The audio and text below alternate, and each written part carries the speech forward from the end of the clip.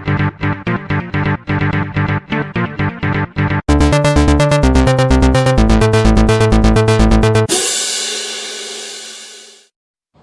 विद्यार्थियों, आज हम अनिवार्य हिंदी की पद्य भाग की पुस्तक और उसके चतुर्थ पाठ रामधारी सिंह दिनकर और उनकी दिल्ली कविता के संदर्भ में विचार करेंगे। इस पाठ को हमने 4 भागों में विभाजित किया है और एक एक करके हम इस संपूर्ण पाठ का अध्ययन करेंगे। आप देखिए,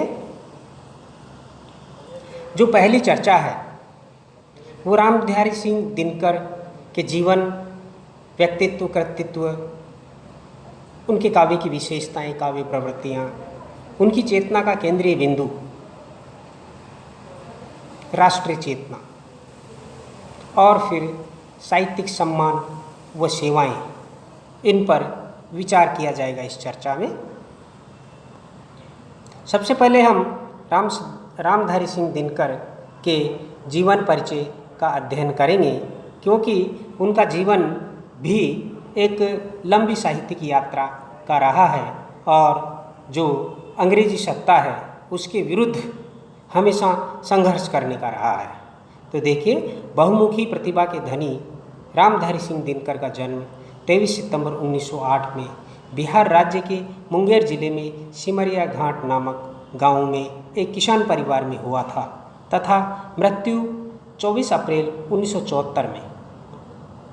बचपन से ही कठोर जीवन संग्राम से गुजरने के कारण उनके व्यक्तित्व का जुझारूपन अंत तक बना रहा और वही उनकी रचनाओं में भी अभिव्यक्त हुआ है।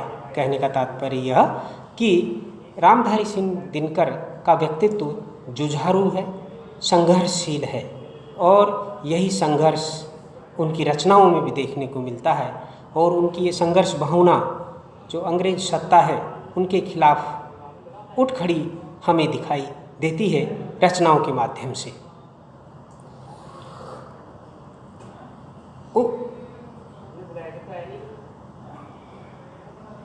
प्रारंभिक शिक्षा प्राप्त करने के बाद इन्होंने हाई स्कूल मोकामा घाट से और पटना विश्वविद्यालय से इतिहास की उपाधि प्राप्त की तथा 1934 से 1947 तक सीतामढ़ी में सब रजिस्ट्रार के पद पर नियुक्त हुए, लेकिन उनकी नियुक्ति अंग्रेज़ों ने बड़ी भूलवश की थी।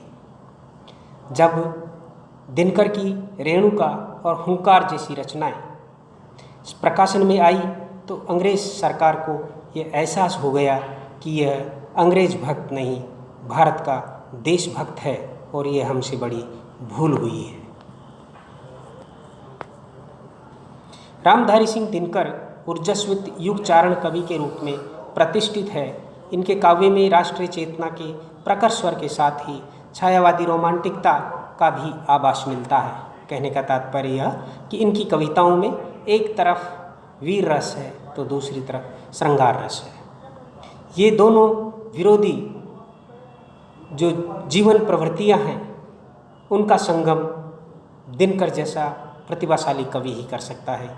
ये छायावादोत्तर काल के राष्ट्रीय चेतना के उद्घोषक कवियों में अग्रणी माने जाते हैं, लेकिन यहाँ यह स्पष्ट कर देना उचित होगा कि दिनकर की काव्य चेतना में द्विवेदी युग, छायावाद और प्रगतिवाद का सर्वोत्तम अंश सामाजिक एवं सांस्कृतिक चेतना विद्रोही स्वातंत्र्य चेतना के रूप में उपस्थित है। सौंदर्य, प्रेम, क्रांति, विद्रोह, राष्ट्रीयता, सुधारवाद और भारत का गौरव इनकी कविता के मुख्य विषय रहे हैं और इन्हीं विषयों को लेकर वो कविता या की साहित्य यात्रा में आगे बढ़े हैं। उनका काव्य क्रांति, विद्रोह, राष्ट्रीयता और पौरुष का अद्भुत संगम है। ये सारे तत्व उनकी कविता में देखने को मिलते हैं। प्रारंभ में अमिताभ उपनाम से इनकी कविताएं छपती थी। इनकी प्रारंभिक रचनाओं में व्यक्तिपरकता, सौंदर्य, प्रेम और सामाजिक चेतना का मिश्रण है, जो धीरे धीरे अतीत गौरवगान से होता हुआ क्रमशः वर्तमान दैन्य के प्रति आक्रोश और विश्व वेदना की ओर उन्मुख हो गया है। कहने का तात्पर्य यह कि उनकी कविता व्यक्तिपरकता से निकलकर सामाजिकता, राष्ट्रीयता और विश्व मानवता की ओर प्रयाण करती है, विश्व मानवता की ओर जो कि मूर्ति है। दिनकर की बहुमुखी प्रतिभा गद्य व पद्य दोनों में मुखरित हुई है। संरचना और शिल्प की दृष्टि से दिनकर जी की कविताएं सहज और स्वाभाविक है। कहने का तात्पर्य यह कि उनकी कविता में अद्भुत कला कौशल होते हुए भी कविता कहीं भी दुरूह कठिन नहीं है, सहज रूप से पाठ्य है, सहज रूप से समझ में आने योग्य है, क्योंकि उनकी कविता में प्रसाद गुण भी है। अगर ओज गुण है तो प्रसाद गुण भी उनकी कविता में दिखाई देता है। दिनकर जैसी तत्सम बहुल शब्दावली, ओज, प्रसाद व माधुर्य गुण संपन्न भाषा, भावानुकूलता अन्य कवियों में विरल है, अर्थात दूसरे कवियों में कम ही देखने को मिलती है कि उनमें ओज भी है, शीर्ष स्तर का ओज है, प्रसाद गुण भी है, अर्थात कविताएं सरल भी है और श्रृंगारिकता भी है, मधुरता भी है, मिठास भी उनकी कविता में, उनकी कविता की भाषा में है। भावानुकूलता यानी कि भावों के अनुकूल भाषा और विषय शैली बदलती है। ऐसा अद्भुत कला कौशल अन्य कवियों में बहुत कम देखने को मिलता है। प्रबंध और मुक्तक दोनों शैलियों का कवि ने खुलकर प्रयोग किया है, अर्थात उन्होंने प्रबंध काव्य भी लिखे हैं और मुक्तक काव्य भी लिखे हैं। उन्होंने संस्कृत, बांग्ला, अंग्रेजी और उर्दू का गहन अध्ययन किया था। हिंदी के प्रति उनकी आस्था और प्रेम अटूट था और उन्होंने हिंदी के लिए संघर्ष किया है। आचार्य हजारी प्रसाद द्विवेदी ने लिखा है कि दिनकर जी अहिंदी भाषियों के बीच हिंदी के सभी कवियों में सबसे ज़्यादा लोकप्रिय थे और अपनी मातृभाषा से प्रेम करने वालों के प्रतीक थे।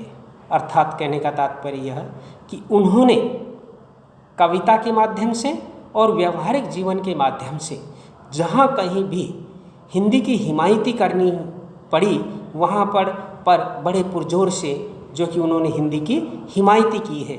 यहाँ तक कि संसद में नेहरू जी के सामने भी उन्होंने हिंदी की हिमायती करते हुए बहुत कुछ कहा है। साहित्य चेतना के माध्यम से उन्होंने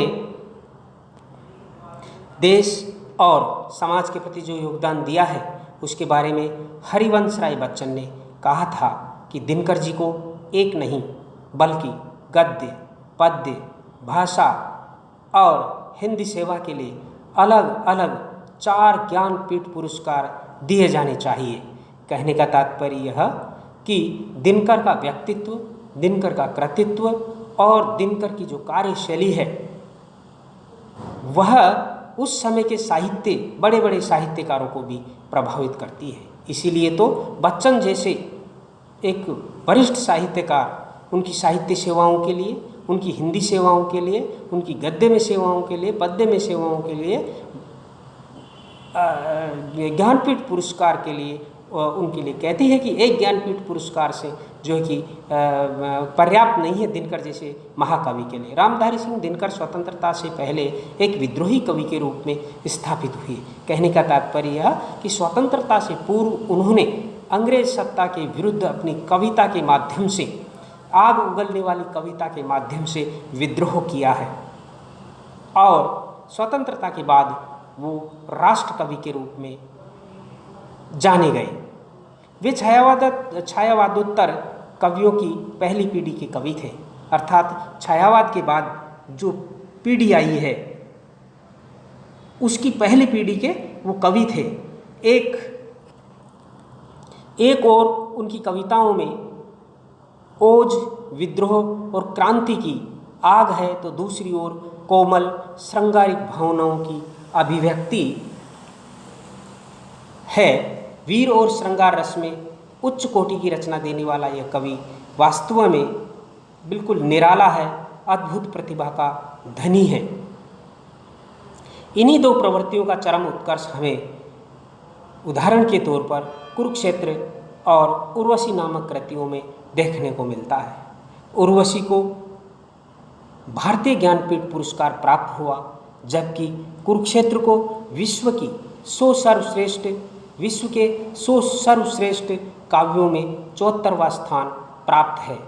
उन्हें भूषण के बाद वीर रस का सर्वश्रेष्ठ कवि माना जाता है। ये एक बहुत महत्वपूर्ण उपलब्धि है दिनकर जी की कि उन्होंने वीर रस की जो कविताएं लिखी और उनका जो प्रभाव था जनचेतना में वह अद्भुत था। अब हम दिनकर की राष्ट्रीय चेतना पर विशेष रूप से फोकस करेंगे कि वैसे दिनकर की जो कविता है, उनका काव्य है, वह श्रृंगार से संबंधित है, वीर रस से संबंधित है, सामाजिक चेतना से संबंधित है। लेकिन हमारी जो पाठ्य पुस्तक है और उसमें जो दिल्ली कविता है वह एक प्रकार से वीर रस से संबंधित है।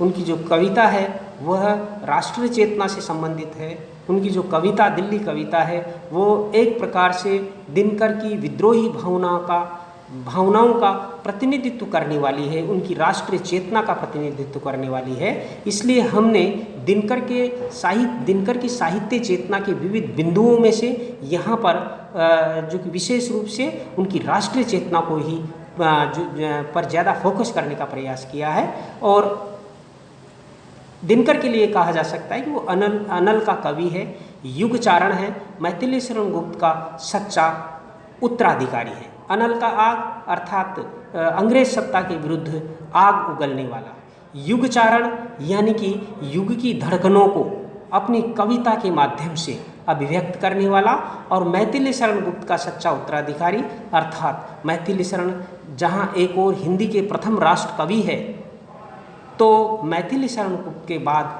अगर राष्ट्र कवि के रूप में राष्ट्रीय चेतना के संदर्भ में विदेशी सत्ता के विरुद्ध विद्रोह करने की दृष्टि से अगर किसी कवि का नाम लिया जाएगा तो वो दिनकर होगा। इसलिए उनको मैथिली शरण गुप्त का सच्चा प्रतिनिधि उत्तराधिकारी कहा जाता है। राष्ट्रीय चेतना के कुछ महत्वपूर्ण बिंदु हैं जिनको हम अब तक पहचानते हैं कि किस कवि को राष्ट्रीय चेतना का कवि कहा जा सकता है। तो जिस कवि में क्रांति की भावना हो, प्रतिशोध और पौरुष की आग हो, विद्रोह का स्वर हो, अतीत का गौरवगान हो, सुधारवाद की प्रेरणा हो, अखंडता का समर्थन करना हो और मातृभूमि के प्रति अटूट प्रेम हो, तो हम ऐसे कवि को राष्ट्र कवि के रूप में जानते हैं। क्रांति भावना के संदर्भ में अगर हम दिनकर के बारे में विचार करें तो दिनकर की प्रथम रचना हुंकार की क्रांति की भावना से ओतप्रोत है। उनकी कविताएं विप्लव की आग उगलने वाली कविताएं हैं। प्रतिशोध और पौरुष की आग उनकी कविताओं में देखते ही बनती है। कवि उनकी राष्ट्रीयता में प्रतिशोध और पौरुष की आग धधकती हुई दिखाई देती है। उनका मानना था कि जो जागता है वही जीतता है, जो अपने खंजर की जंग अपनी उंगली से छुड़ाते हैं वे ही पौरुषमयी होने के कारण जीवन संग्राम में विजय प्राप्त करते हैं। वो लिखते हैं कि धरकर चरण विजित श्रृंगों पर झंडा वही उड़ाते हैं, अपनी ही उंगली पर जो खंजर की जंग छुड़ाते हैं। ऐसे पदों को सुनकर तत्कालीन जो स्वतंत्रता सेनानी हैं उनकी भुजाएं अंग्रेजों के विरुद्ध शंखनाद कर दिया करते थे, उनकी भुजाएं फड़कने लगती थी। विद्रोह का स्वर दिनकर की कविताओं की महत्वपूर्ण विशेषता है। कवि दिनकर ने क्रांति का अलग जगाते हुए कहा है कि शोषण को सहना सबसे बड़ा पाप है। वे अंग्रेजों द्वारा किए जा रहे शोषण के विरुद्ध विद्रोह की भावना का प्रसार जनता में कविता के माध्यम से करते हैं। वे विद्रोही स्वर में कहते हैं कि धर्म है हुताशन का, धधक उठे तुरंत, कोई क्यों प्रचंड वेग वायु को बुलाता है। हुताशन का मतलब आग, वायु यानी कि हवा कि आग का धर्म है धधक उठना।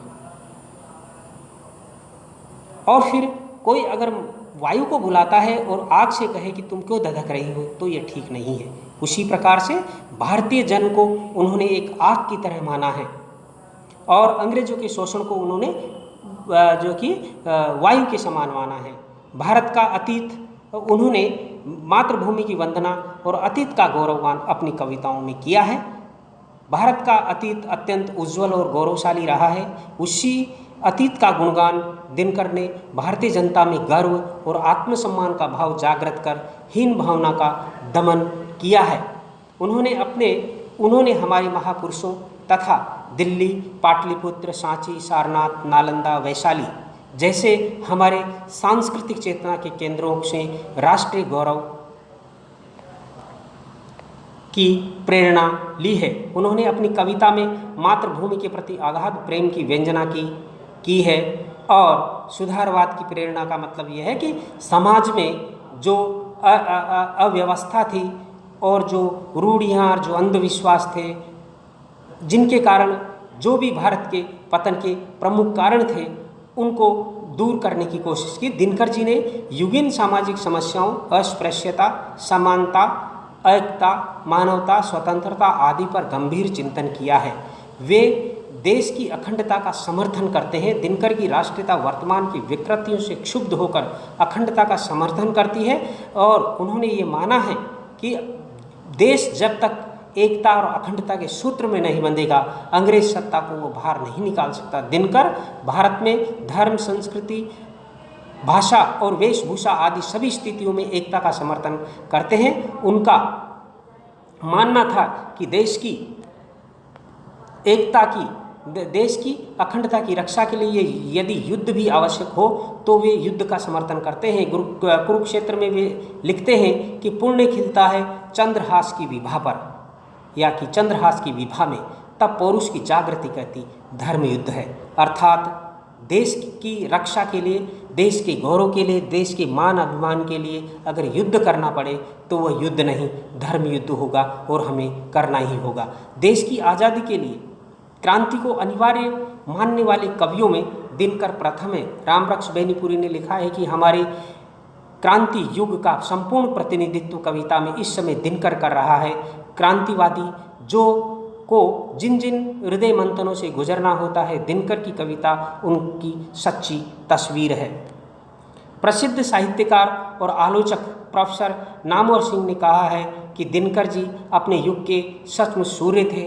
वस्तुतः मैथिली शरण गुप्त हिंदी के प्रथम राष्ट्र कवि थे तो दिनकर उनके सच्चे उत्तराधिकारी थे। गुप्त जी की राष्ट्रीयता में सांस्कृतिक तत्व जितना गहरा था, उसी का एक व्यापक पक्ष हमें दिनकर के काव्य में भी मिलता है। दिनकर ने प्रारंभ से ही ओजस्वी और तेजस्विता से परिपूर्ण कविताएं लिखी। उनकी कविताओं में योद्धा का सा गंभीर घोष, अनल का सा तीव्र ताप और सूर्य का सा तेज दिखाई देता है। इसीलिए वे अनल के कवि कहलाते हैं, आग उगलने वाले कवि कहलाते हैं। दिनकर ने 14 वर्ष की अवस्था में ही अपनी प्रतिभा का परिचय देते हुए पहला गीत लिख दिया था। उनको राजगुरु धुरेंद्र शास्त्री से राष्ट्र प्रेम, स्वदेशानुराग एवं राष्ट्रभाषा प्रेम की चिंगारी प्राप्त हुई थी तथा माखनलाल चतुर्वेदी, मैथिली शरण गुप्त, बालकृष्ण शर्मा नवीन आदि तत्कालीन कवियों से ओजस्वी काव्य की प्रेरणा प्राप्त हुई थी। अज्ञेय ने दिनकर को मैथिली शरण गुप्त का सभ्य और सही उत्तराधिकारी घोषित किया था। वे कहते हैं, गुप्त जी के बाद राष्ट्रीयता के सम्यक प्रत्यक्ष अभिव्यक्ति दिनकर के काव्य में ही हुई है। हैंस कोहन ने राष्ट्रीयता की परिभाषा देते हुए लिखा है कि वो मानते हैं कि राष्ट्रीयता को मस्तिष्क की वह स्थिति माना है। उन्होंने राष्ट्रीयता को मस्तिष्क की वह स्थिति माना है जिसमें व्यक्ति की उच्चतम निष्ठा राष्ट्र के प्रति हो। राष्ट्रीयता एक ऐसी चेतना है जो मानव मन को देश के प्रति श्रद्धालु, समाज के प्रति सहानुभूति मय और मानवीय सांस्कृतिक विचारों को प्रश्रय देती है। राष्ट्रीयता एकता की भावना से संयुक्त होती है। राष्ट्रीयता की भावना राष्ट्र के प्रति श्रद्धा, अतीत के प्रति सम्मान, स्वतंत्रता के लिए आग्रह, भाषा, जाति, संस्कृति की एकता का पुरजोर समर्थन करती है। राष्ट्रीयता की ये तत्व परिस्थिति और परिवेश के साथ बदलते रहते हैं। स्वातंत्र्य काल में आज़ादी पाकर हमने देशोत्थान और सांस्कृतिक नवनिर्माण की कामना की थी, अतः राष्ट्रीयता को व्यापक भावना समझना चाहिए। दिनकर की राष्ट्रीयता सांस्कृतिक भावना पर आधारित है। उसमें विद्रोह और क्रांति का स्वर भी है, अतीत का गुणानुवाद भी है, वर्तमान का क्षोभ भी है और नवनिर्माण की तीव्र कामना भी है। उन्होंने अपनी कविता के माध्यम से अंग्रेज सत्ता के विरुद्ध जो चेतना क्रांति और विद्रोह, त्याग और बलिदान का स्वर फूंका था, वह तदयुगीन क्रांतिकारी देश प्रेमियों के लिए प्रेरक थी। वे अपनी कविता से क्रांति की आग उगलने का आह्वान करते हुए कहते हैं कि क्रांति धात्री कविते जाग उठे, अंबर में आग लगा दे, पतन पाप पाखंड जले, जल में ऐसी ज्वाला सुलगा दे। अब हम दिनकर जी की को जो साहित्यिक सम्मान मिला और जो सेवाओं का अवसर मिला उनके प्रभावशाली व्यक्तित्व के माध्यम से, उसका हम यहाँ पर थोड़ा संक्षेप में जिक्र करेंगे। सन 1952 में वे राज्यसभा के लिए चुने गए और लगातार 3 बार 1964 तक राज्यसभा के सदस्य रहे। 1965 से 1971 तक भारत सरकार के हिंदी सलाहकार रहे। 1964 से 65 तक भागलपुर विश्वविद्यालय के कुलपति रहे। भागलपुर विश्वविद्यालय से उन्हें डिलीट की मानद उपाधि प्राप्त हुई और 1968 में राजस्थान विद्यापीठ ने उन्हें साहित्य चूड़ामणि से सम्मानित किया। कुरुक्षेत्र के लिए, जो कि उनकी प्रबंध रचना है, काशी नागरी प्रचारणी सभा, उत्तर प्रदेश सरकार और भारत सरकार से सम्मान मिला। 1959 में भारत सरकार द्वारा पद्म भूषण से सम्मानित, 1972 में ज्ञानपीठ के सर्वोच्च सम्मान से सम्मानित किया गया। उर्वशी रचना के लिए संस्कृति के 4 अध्याय पर 1959 में साहित्य अकादमी दिल्ली द्वारा पुरस्कृत राजभाषा आयोग के सदस्य भी वो रहे और उनके सम्मान में 1999 में भारत सरकार ने उन्हें संस्कृति कि उनकी स्मृति में डाक टिकट जारी किया। इस प्रकार दिनकर हिंदी के उन महान कवियों में हैं जिन्होंने भारतीय जनमानस में अंग्रेजों की गुलामी से, अंग्रेजों की दासता से मुक्त होने के लिए प्रेरित किया और अपना साहित्यिक कर्तव्य युग धर्म के साथ निर्वाह किया। अगली चर्चा में हम उनकी रचनाओं के बारे में पढ़ेंगे, रचना विशेष के बारे में पढ़ेंगे और जो उनकी कविता है, उनके मूल प्रतिपाद्य आदि के बारे में पढ़ेंगे। धन्यवाद।